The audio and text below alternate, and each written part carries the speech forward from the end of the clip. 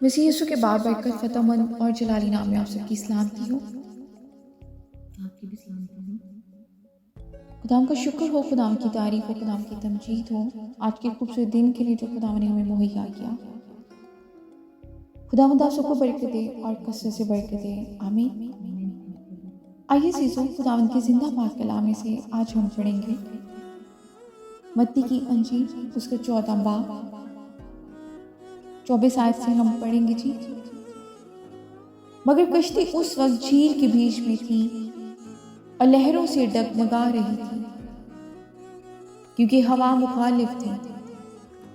और वो रात के चौथे पहर झील पर चलता हुआ उनके पास आया।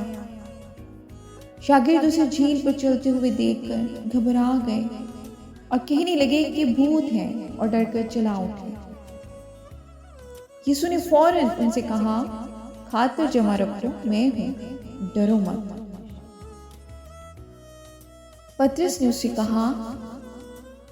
ने उससे जवाब में कहा, आए खुदावंद, अगर तू है तो मुझे हुक्म दे कि पानी पर चलकर तेरे पास आऊं।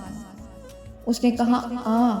पतरस कश्ती से उतर कर यीशु के पास जाने के लिए पानी पर चलने लगा,